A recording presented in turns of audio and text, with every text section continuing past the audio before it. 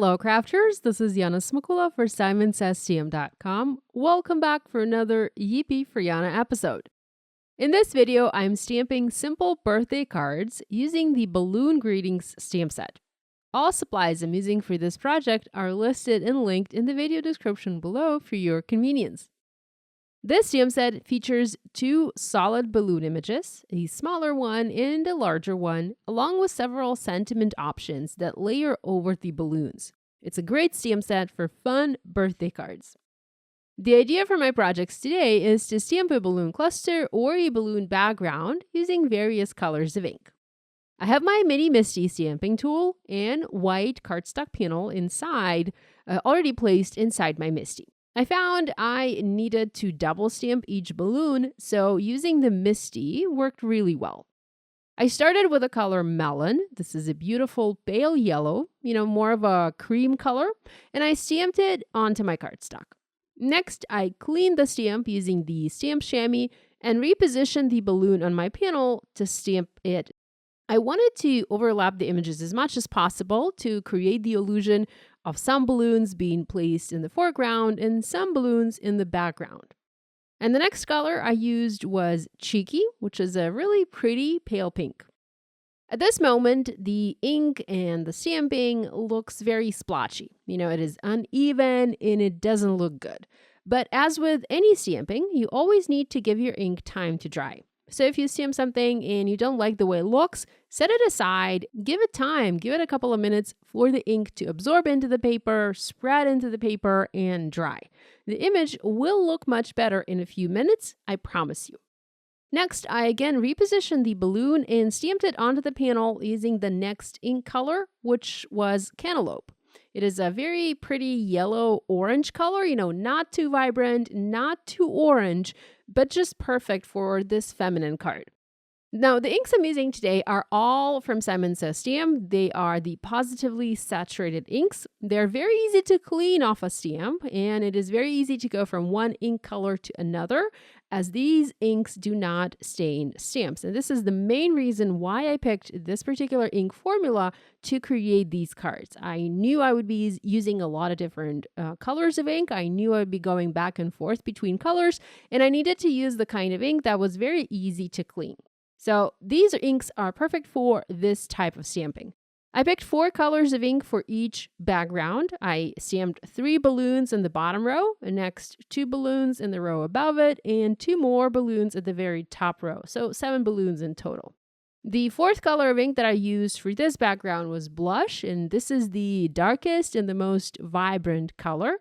And I plan to have the balloon stamped in that color mostly centered on my panel, as that balloon color was the darkest. I needed to have that balloon in the center to have the most pleasing balloon placement, I would say.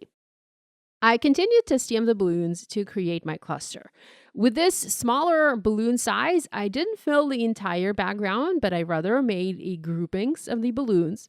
I also used the bigger balloon image and I stamped it in a similar way, filling the background in. Now, since that balloon was much bigger in size, it worked well to fill the entire card background. So you have options, whether you want to create a balloon cluster or stamp several of the larger balloons to fill the entire background.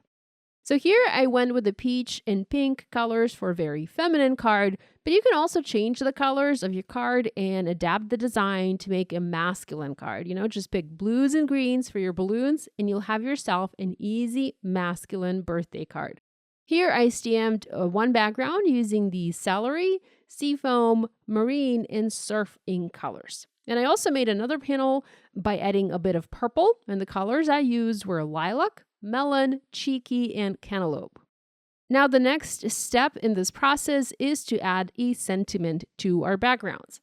I wanted to do heat embossing, to do gold for the feminine card and then silver for the masculine card.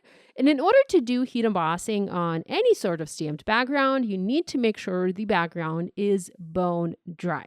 So I used my heat tool to dry the backgrounds. Now you can set your panels aside and let them air dry, but honestly, this is going to take a lot longer. So using a heat tool is a good option if you want to continue creating without making a pause. Next, I trimmed my panels to either 3 3/4 inches by 5 inches or 3.5 inches by 4 3/4 inches. Now, I wanted the balloons to go outside the edge of my panels. So the size of the panels depended on the balloon placement. If the balloons were spread out, I only cut the panel to 3 3/4 by 5 inches. But if the balloons were clustered tightly in the center, I had to trim the panel down a little bit more. Next, I tested the panel to make sure the ink was dry. I poured embossing powder to see if the powder would stick to the panel, and it did, so I'm glad I tested it before doing my actual stamping. I dried it some more using my heat tool. It is always best to do this test, as the last thing you want is to mess up your background after all of that work that you put in while you were creating it. Next, I went back to my mini MISTI stamping tool and I used it to stamp the sentiment. Now, since these smaller balloons are, well, obviously smaller, the sentiment doesn't fit inside any particular balloon. So I just have the sentiment in the center of the panel spawning across the balloons. I treated my panel with an anti-static powder tool. I inked up the stamp with clear embossing ink and I stamped it onto my panel. Next, I added the Simon Says Stamp Antique Gold embossing powder and I heat set it using my heat tool to melt it. I then stamped the balloon strings in the same way. There is just one balloon string image in this set, but you can rotate it to have 2 different string designs on your card, and that's what I did. So my strings look a little bit different. Next, I wanted to heat emboss a sub-sentiment, and I wanted to emboss it on colored cardstock to match to the stamped balloons. I wanted the color of that colored cardstock to be the same as one of the stamped balloons, so I made my own cardstock. I did that by swiping the ink pad that I used for stamping. So I swiped the ink pad on the white cardstock panel. I basically went direct to paper and I either pressed or tapped or swiped the ink pad across the panel until I had a nice solid ink coverage. So this gave me a piece of paper that matched the balloon stamping perfectly. I used my heat tool to dry that panel. I tested it for dryness, and once it was perfectly dry, I heat embossed a sub-sentiment in gold embossing powder. Next, I used a banner die from my stash and I cut it out in my Spellbinders Platinum 6 die cutting and embossing machine. Now, this is the only die cutting that I did for these cards. Everything else is stamped. There's no more die cutting involved. By the way, the balloon stamp set has coordinating dies. If you want to create, die cut balloons or something like that, you can pick the coordinating dies up in the Simon Says Stamp store. There's even a die to cut the balloon string. Next, I cut a piece of white fun foam and I cut it just slightly smaller than my stamped panel. I added double-sided tape to the foam and adhered it from the back of my stamped panel. This helped flatten the panel as it warped slightly from all of the heat that I applied to it, and it also added dimension to my card. I love to add dimension, and I always try to pop at least one of the elements on my projects. I also used foam strip to pop the heat embossed sentiment strip, and again, this added a little bit more dimension to my card. Next, I embellished the card with several colorful sequins. I picked sequins in pink and gold to match to the color of the stamped balloons. I scattered the sequins around the sentiment, and this added some playful movement to the card.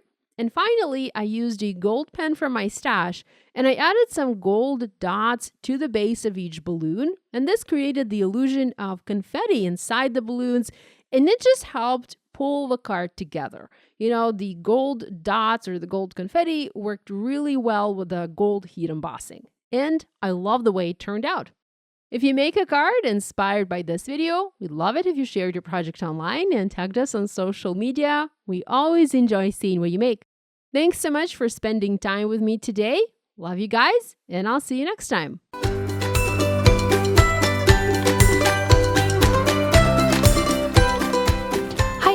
I'm Heidi, Simon's mama and founder at simonsaysstamp.com. Thank you so much for watching our video. If you like what you just saw, be sure to press the thumbs up and subscribe to see more great content.